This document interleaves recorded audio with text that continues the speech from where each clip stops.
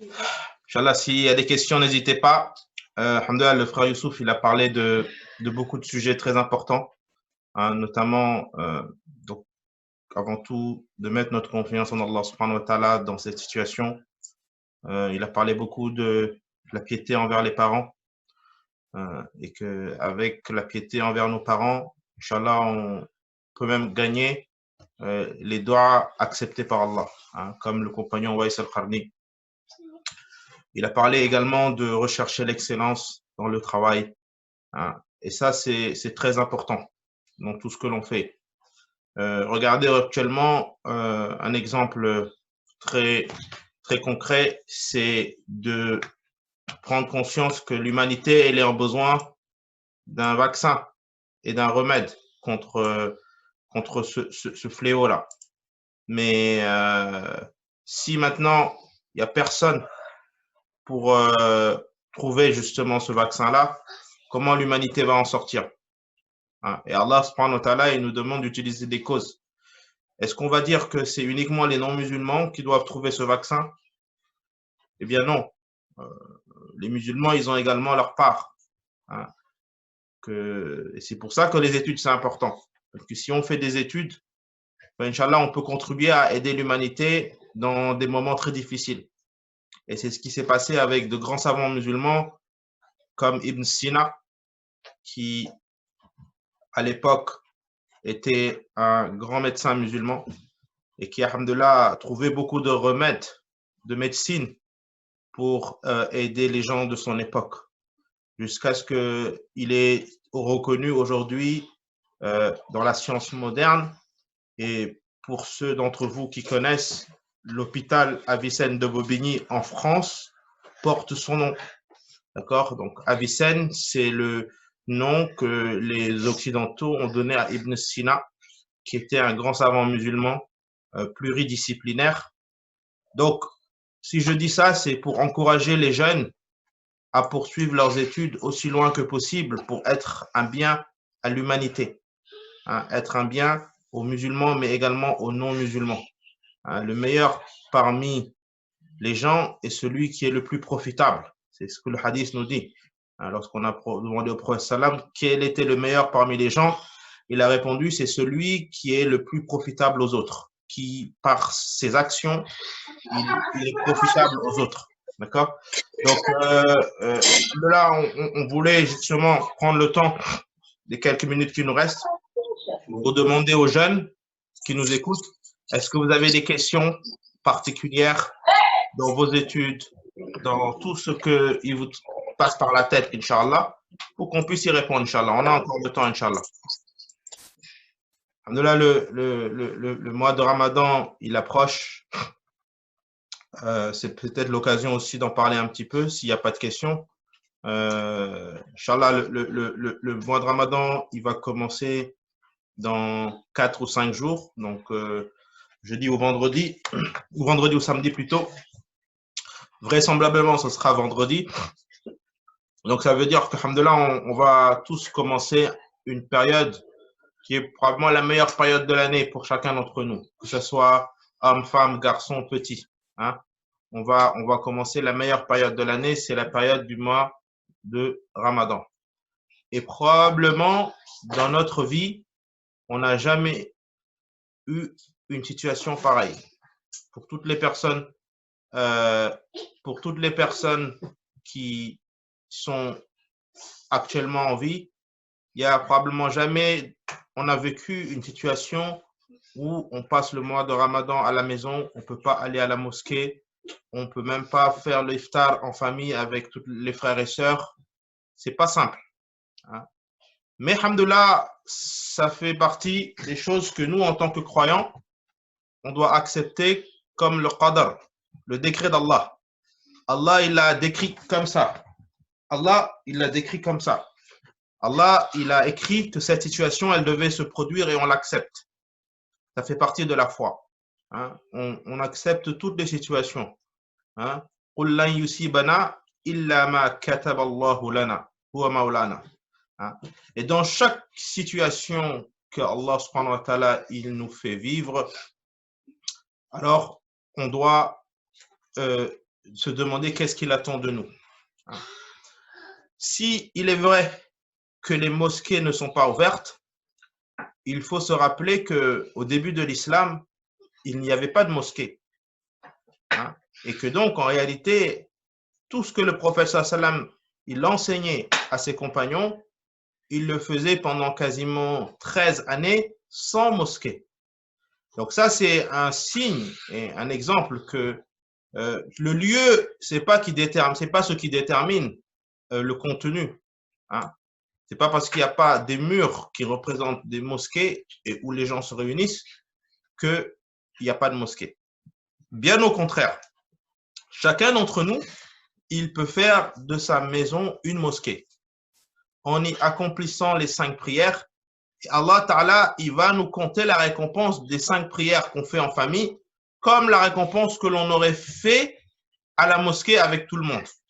Naam, ça c'est un consensus de tous les ulama que si maintenant il n'y a pas de mosquée, les 5 prières qu'on fait à la maison avec la famille, c'est la récompense de celui qui va à la mosquée parce que il ne peut pas aller à la mosquée. Donc sa maison représente sa mosquée. Et ça c'est voulu par Allah subhanahu wa ta'ala. Et il est dit quoi?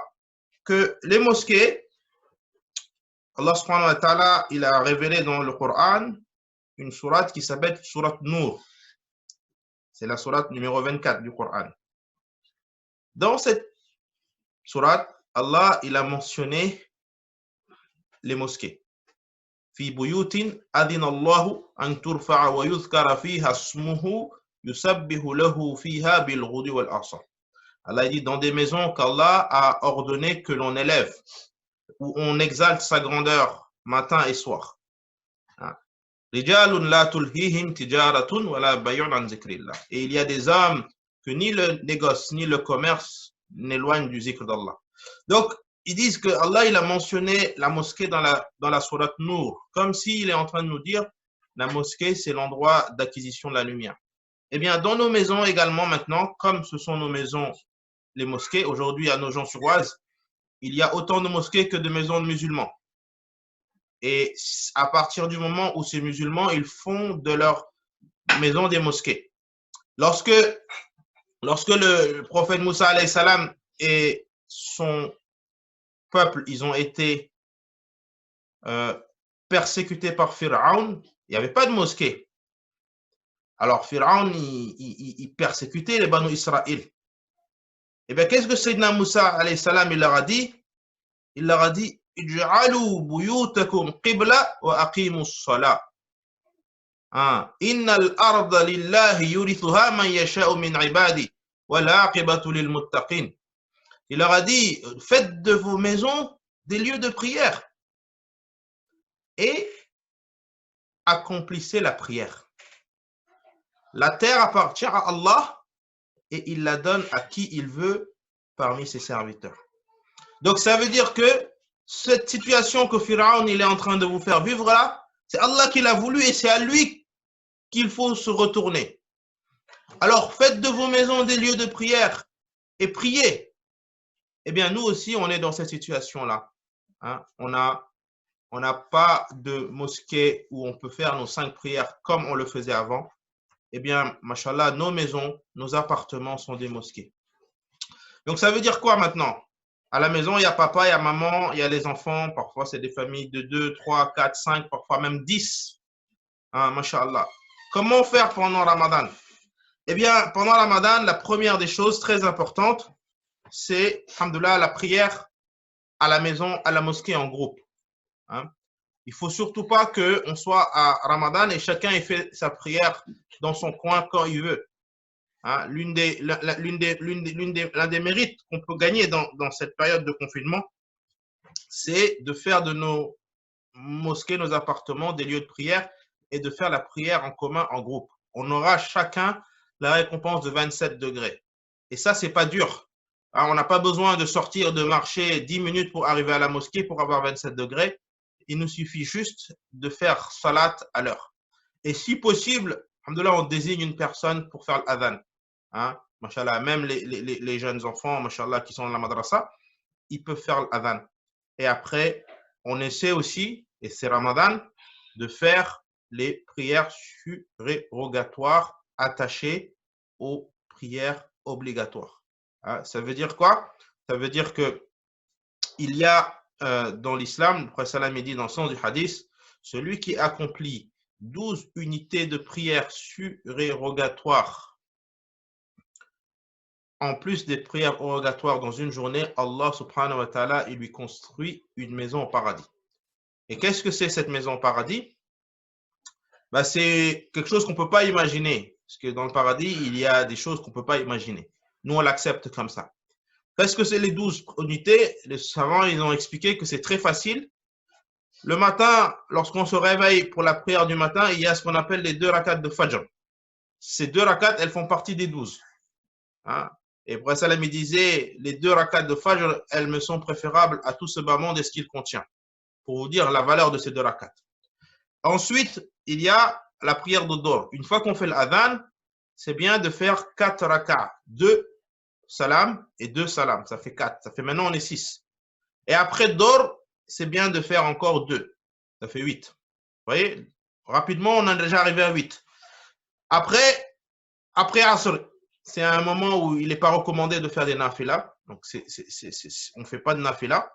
Mais après Maghrib, on fait encore 2. Ça fait 10. Et après Isha, on fait 2, ça fait 12. Eh bien, celui qui fait ça, dans cette période de confinement, bah, tous les jours, on lui construit une maison au paradis. Masha'Allah. Comment c'est facile dans Din parfois d'avoir des choses qui prennent des années à acquérir dans cette vie. Comment on peut avoir une maison au paradis dans ce monde-là? Des gens, ils travaillent 30, 40 ans pour avoir une maison au pays. En France, je vous dis, c'est encore plus dur. Alors que, alhamdoulilah, au paradis, tous les jours, tu fais 12 unités de prière surrogatoire. Allah subhanahu wa ta'ala, il te construit une maison. D'accord? Alors, également, le Ramadan, c'est connu pour être le mois du Coran. Shahru Ramadan alladhi unzila fihi al-Qur'an. Hudan lin-nas wa bayinatin min al-huda wal furqan. Donc, on rentre dans le mois du Coran. Mashallah, les enfants, ils viennent toute l'année pour apprendre le Coran à la mosquée. Eh bien là, la mosquée elle est fermée. Ben maintenant, on continue d'apprendre le Coran à la maison. Et si c'est les périodes de cours, on essaie de faire les cours avec les oustas et les oustazas en ligne. Et après, on révise avec papa et maman si possible. D'accord? Maintenant, dans le mois de Ramadan, à l'époque du prophète sallam, il y avait Salat al-Tarawih, mais c'était quelque chose qui n'était pas institutionnalisé. J'entends par là, beaucoup de gens ils pensaient que la manière dont nous on fait Tarawih aujourd'hui, c'est ce qui existait au temps de Rasulullah sallam. Eh bien non. Au temps de Prophète sallam, les gens ils faisaient la prière surrogatoire après Isha, mais pas de cette façon aussi institutionnalisée. C'est seulement à l'époque de Omar ibn al-Khattab que les choses sont devenues quasiment institutionnalisées, c'est-à-dire qu'il est devenu une habitude pour tout le monde. D'accord? Mais ce n'est pas une obligation. Ça veut dire que si, par exemple, quelqu'un, pendant Ramadan, il ne fait pas Tarawih, son jeûne, il est quand même accepté. Parce que les prières de Tarawih, ce sont des prières surérogatoires. D'accord? Ce n'est pas parce que quelqu'un, il n'a pas fait Tarawih avec tout le Coran, que son Tarawih, il n'est pas accepté. Tout cela, c'est surrogatoire. Mais ceux qui le font, c'est méritoire. Donc, par exemple, là, pendant Ramadan, on ne pourra pas faire Tarawih comme on le faisait les années précédentes. Mais cela n'empêche qu'à la maison, on peut faire Tarawih en famille. Hein, papa, il connaît des sourates. Donc, il dirige la prière. Même si ce n'est pas des sourates longues, il peut faire des sourates très courtes. Hein. Et il y a dans des pays où la manière de faire Tarawih, elle diffère beaucoup que la manière où les gens le connaissent. Parce que avoir des Hafizul Qur'an, ce n'est pas partout où on en a. Hein. Nous, Allah, il nous a permis de partir en Chine une année et on a visité beaucoup de mosquées pendant notre séjour, pendant quasiment tout le mois de Ramadan. Et on a vu beaucoup de méthodes de faire Tarawih. Hein, il y a des mosquées où l'imam, il faisait tarawih, chaque rakat, il récite Qul Wallahu Ahad. Pendant 20 rakats, chaque rakat, il récite Qul Wallahu Ahad et les gens, ils le suivent et après, ils rentrent chez eux. On a accepté. Et c'est accepté parce que il connaissait peut-être que cette sourate. Et il a fait tous les jours tarawih avec ikhlas. Masha'Allah. Il y en a d'autres mosquées, ils faisaient tarawih avec les 10 dernières sourates. Hein? Il fait le Fatiha, après il fait Alam Tara Kaifa, chaque raka'a. Et alhamdoulilah, en 8 rakat, il a fait des tarawih en même pas 30 minutes. Salam alaikum, chacun il est rentré chez lui et ils ont fait tarawih et c'est accepté. Il y a d'autres mosquées, l'imam, il faisait tarawih et chaque raka'a, il récitait un verset du Coran où Allah il dit Ya ayyuhalladhina amanu. Parce que vous savez, il y a beaucoup de versets du Coran où Allah il appelle les croyants. Ya ayyuhalladhina amanu taqullaha haqqa tuqatihi. Ya ayyuhalladhina amanu taqullaha wa qulu qawlan sadida. Il y en a beaucoup comme ça. Et bien l'imam, qu'est-ce qu'il faisait? Chaque raka'a de tarawih, il récitait un ou deux versets de Ya ayyuhalladhina amanu. Et alhamdoulilah, après les gens ils faisaient le ruku. Et en 30 minutes, le tarawih il était fini. Ah, donc, ce que je veux dire ici, c'est qu'à la maison, hein, on peut tous s'organiser à notre niveau, chacun ce qu'il peut, mais l'essentiel, c'est que, alhamdoulilah, on fasse la prière en groupe et Allah, il est content de nous voir comme ça. Hein. Quand il y a des épreuves dans l'humanité, eh bien, Allah, il aime que les gens reviennent vers lui. Et là, c'est une occasion particulière que l'on a, hein, de prier. Il est dit que au temps de Sayyidina Yunus, Allah subhanahu wa ta'ala dit dans le Coran, وَلَوْلَا قَرْيَةٌ آمَنَتْ فَنَفَعَهَا إِيمَانُهَا إِلَّا قَوْمَ يُونُسَ لَمَّا آمَنُوا كَشَفْنَا عَنْهُمْ عَذَابَ الرِّجْزِ بِمَا كَانُوا يَعْمَلُونَ. Maintenant, il n'y a pas un peuple dont la foi a bénéficié comme le peuple de Yunus alayhi salatu wassalam, lorsque ils ont cru et qu'on a soulevé d'eux le châtiment. Le peuple de Yunus alayhi salam, Yunus, il avait été envoyé à son peuple qui est à Ninaou, hein, certains le traduisent par Ninive. À Ninive, lui, il a fait beaucoup, il a appelé son peuple à Allah. Mais au début, ils l'ont rejeté. C'est Yunus. Ils l'ont rejeté. Et lui, il était triste. Il était triste jusqu'à ce qu'il a quitté. Il a quitté sa ville de Ninive. Et comme on connaît dans l'histoire, il est parti et il a pris un bateau pour pouvoir voyager. Et lorsqu'ils ont pris le bateau, donc la pirogue, en fait, c'est même pas un grand bateau, c'est une petite pirogue. Lorsqu'ils ont entré dans la pirogue, eh bien, pendant le voyage, il y a eu une tempête vraiment très, très, très forte. Eh bien, le pilote du bateau, il a dit, écoutez, là, on va tous couler. Le seul moyen pour qu'on se sauve tous, c'est qu'il y en ait un d'entre nous qui saute. Sinon, tout le monde va mourir. Le bateau, il ne peut pas nous supporter tous. Donc, ils ont dit, comment on fait? Qui est-ce qui saute? Alors, ils se sont regardés. Ils ont dit, bon, comme on ne peut pas décider, on va faire un tirage au sort. On va faire un tirage au sort pour savoir qui va sauter du bateau, parce que là, c'est soit il y en a un qui saute, soit c'est nous tous, on va mourir. Alors, ils ont fait le tirage au sort et c'est tombé sur Sayyidina Yunus alayhi salatu wassalam. Alors, ils l'ont regardé, ils sont regardés, ils ont dit non, non, non, lui, il est trop pieux, on peut pas le laisser sauter. Les gens, ils ont dit d'accord, on refait le tirage au sort. Ils ont refait un deuxième, c'est retombé sur Sayyidina Yunus. Et ils ont encore regardé, ils ont dit mais non, on va pas jeter un homme aussi pieux à l'eau. Parce qu'il était manawar, Sayyidina Yunus. Ils ont dit on fait un troisième. Et bien ils ont fait un troisième, et là ils ont dit ah là c'est Allah qui a écrit comme ça. Et là, Sayyidina Yunus lui-même, il a sauté. Et quand il a sauté du bateau, eh ben, eux, ils ont continué leur voyage parce que le bateau était plus stable. Et lui, dès qu'il est rentré dans l'eau, subhanallah, il s'est fait avaler par la baleine. Hein. Donc, Sayyidina Yunus, il était dans l'eau, à l'intérieur de la baleine, dans le ventre de la baleine. Subhanallah. Et lui, maintenant, qu'est-ce qu'il va faire? Qu'est-ce qu'un être humain il peut faire quand il est, ils disent les ulama, au milieu de trois ténèbres? Les ténèbres de la mer, les ténèbres de la nuit et les ténèbres du ventre de la baleine.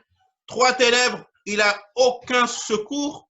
Et là, masha'Allah, il a dit une dua. Il a dit une dua que tout musulman il doit apprendre quand il est dans des périodes de difficulté. Ah, cette dua, c'est une dua méritoire que l'on essaie d'apprendre chacun, Inch'Allah. Ça va nous aider dans toutes nos difficultés. Cette dua, c'est quoi? La ilaha illa anta subhanaka inni kuntu minal zalimin. Ô Seigneur, il n'y a de Dieu que toi. Pureté à toi, j'ai été du nombre des injustes. Et Allah subhanahu wa ta'ala, il a apprécié cette dua-là. Allah a dit, s'il n'avait pas fait cette dua, il serait resté dans le ventre de la baleine jusqu'au jour de la résurrection. Mais alhamdoulilah, Allah subhanahu wa ta'ala, avec cette dua, il l'a sauvé, il l'a ramené. Mais pendant le temps où lui, il était dans la baleine, son peuple là, à Ninive, eux, qu'est-ce qui s'est passé? Eh bien, ils ont vu un gros nuage noir qui se rapprochait d'eux. Eh bien, ils ont dit, attention là, là, c'est pas bon là. C'est comme si c'est le châtiment d'Allah qui arrive. Il faut qu'on trouve une solution.